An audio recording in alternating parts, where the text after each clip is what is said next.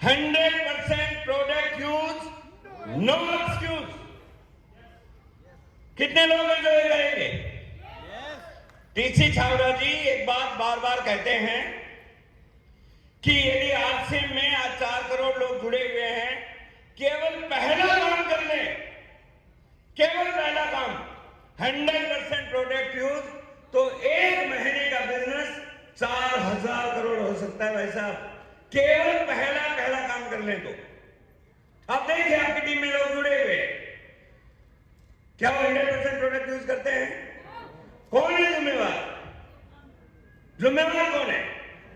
आप जिम्मेवार हैं। यदि आप उनको नेट में लाए हैं तो आपकी जिम्मेवारी है।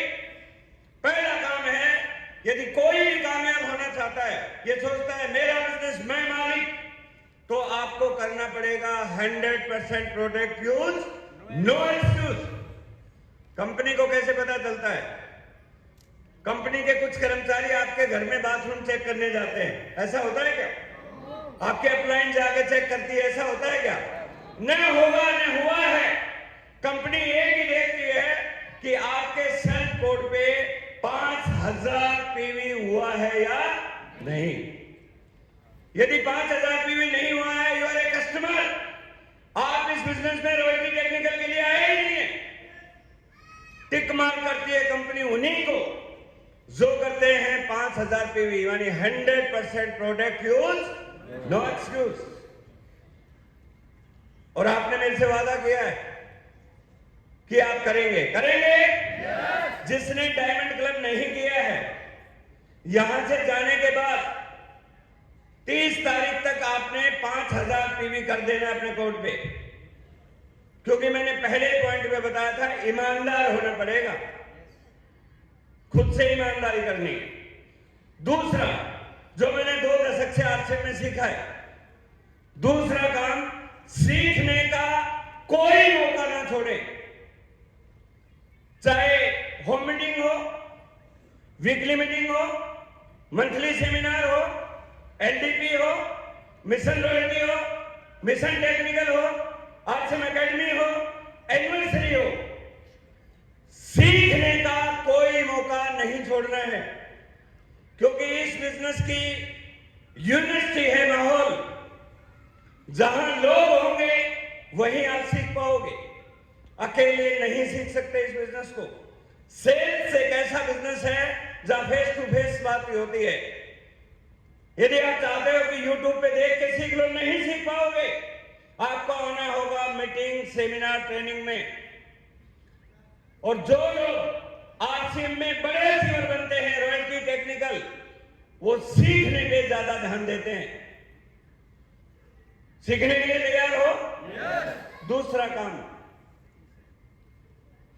ये दूसरा काम जिन्होंने किया है और जिन्होंने नहीं किया वो आरसीएम से बाहर हो गए।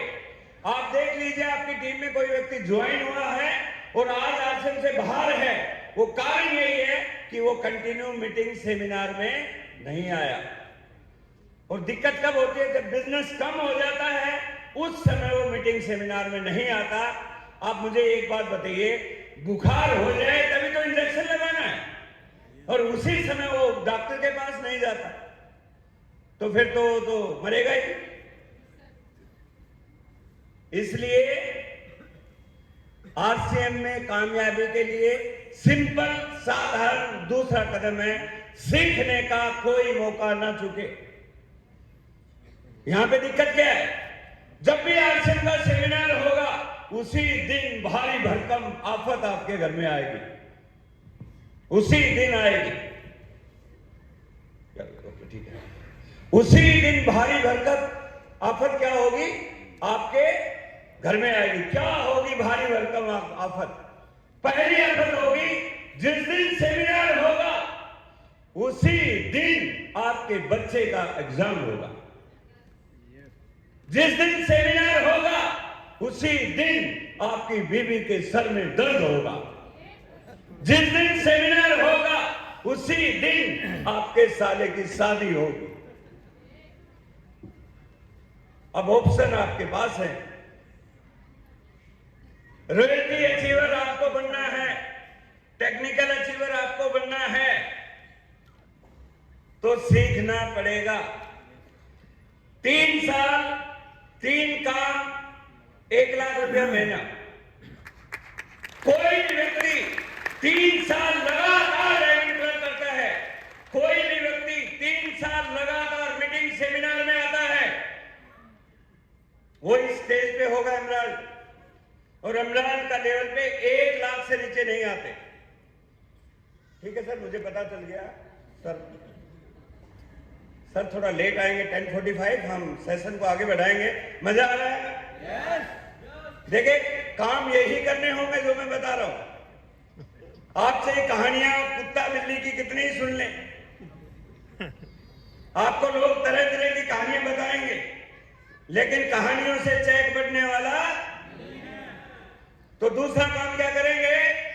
सीखने का कोई मौका नहीं छोड़ेंगे। और आप देख रहे होंगे आपकी टीम पे जो व्यक्ति जब से ज्वाइन हुआ है, हर मीटिंग सेमिनार में आ रहा है, तो उसकी इनकम भी बढ़ रही है और पिन भी बढ़ रही है। यस और नो? और तीसरा, देखिए 2 काम हो गए।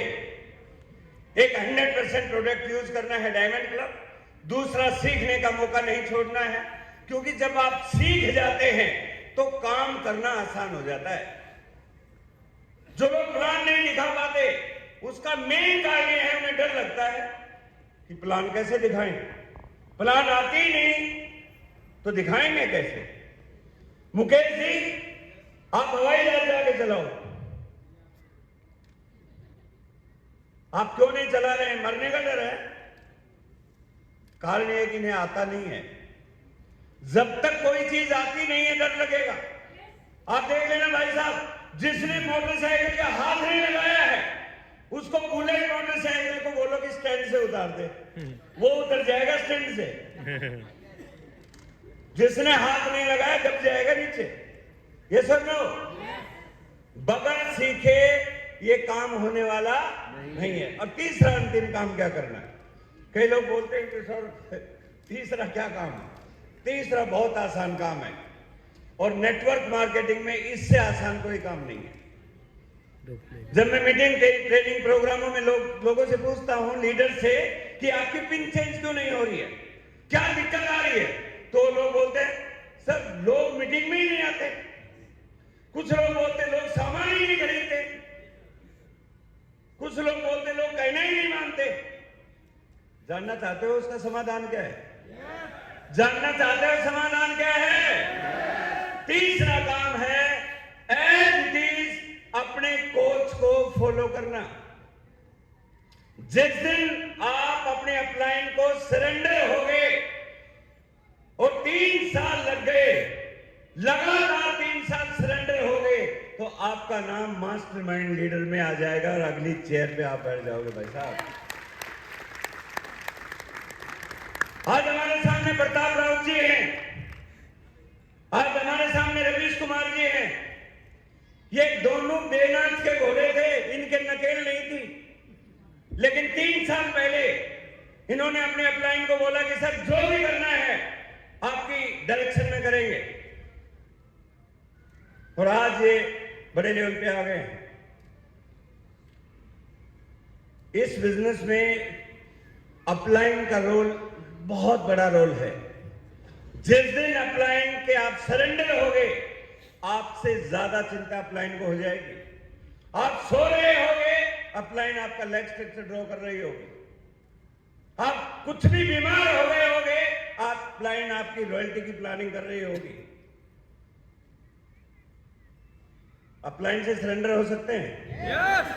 अब बहुत सारे लोग सोचते हैं अपलाइन कौन है। आरसीएल बिजनेस में वैसे तो अपलाइन में 4 गुण होते हैं, मैं बता देता हूं, लेकिन टाइगर टीम में जहां हमारी एजुकेशन चल रही है, उसमें अपलाइन कौन बन सकता है वो भी बता देता हूं। Upline as per network marketing वो व्यक्ति होता है जो एक्टिव होता है। एक्टिव मतलब कौन? जो हर एक्टिविटीज में दिखाई दे। आपके लेग स्ट्रक्चर में जो आपके ऊपर है, हर एक्टिविटीज में दिखाई दे। मीटिंग में, सेमिनार में, ट्रेनिंग में, टारगेट में हमेशा एक्टिव रहे, अफेक्टिव, उसकी बात का लोगों पे असर पड़े, क्योंकि वो लीडर होगा तभी असर पड़ेगा। Active, affective, growing. ग्रोइंग का मतलब केवल पिन से नहीं होता है, ग्रोइंग का मतलब है उसका मेंटल एटीट्यूड भी चेंज हो रहा है, उसकी लाइफस्टाइल भी चेंज हो रही है। लोग लेवल तो चेंज कर देते हैं लेकिन हरकत वाइटल लेवल की करते हैं। Active, affective, growing and caring, ऐसी अपलाइन जो आपका ध्यान रखती हो, जो आपके बिजनेस को समझती हो, जो आपके चैलेंजेस को समझती हो। और टाइगर टीम में यदि अपलाइन बनाना है तो आपके टीम में जो भी मास्टरमाइंड लीडर है वो जांचा परखा अपलाइन आपका बन सकता है। किसी भी मास्टरमाइंड लीडर को पकड़ लो, ये मैं बात खुले दावे के साथ कहता हूं, क्योंकि मास्टरमाइंड लीडर सिलेक्शन के लिए बहुत सारे क्राइटेरिया हैं। वो ऐसे केवल पिन से नहीं होता है, केवल बिजनेस से नहीं होता है। उसकी सोच कैसी है, उसकी पर्सनालिटी कैसी है, वो टाइम कहां इन्वेस्ट करता है, उसका बैकग्राउंड कैसा है, उसकी बीवी से झगड़ा कितनी बार होता है, सारा चेक किया जाता है। यदि घर से झगड़ा करके आएगा तो टीम में क्या सिखाएगा? नौकरी वाला घर में झगड़ा क्यों करता है मालूम है? बॉस उसको जाते ही 2 लात मार देता है और वो लात दुखती रहती है, घर में जाके किसी को तो मारेगा ही वो। भैया मैं मारुति में था, मुझे पता है, जो भी थोड़ा हल्का बोलता था उसको गालियां पड़ती थी। लात मारना मतलब गालियां पड़ना। अब वो गालियां वहां पे तो किसी पे करता नहीं, घर में जाके एक ही बेचारी बैठी है। तो अपलाइन को सरेंडर हो सकते हैं। 3 काम, 3 साल, 1 लाख रुपया महीना। जो लोग बोलते हैं 8 साल हो गए, चेक योर वर्क। आज से शुरू कर दीजिए, अभी भी देर नहीं हुई, आज से शुरू कीजिए। लिखिए 2024 से मैं एक्शन शुरू कर रहा हूं और अगले 3 साल लगातार मैं काम करूंगा। 1 लाख रुपए इनकम पे आप इस स्टेज पे आ सकते हो। कितने लोग वादा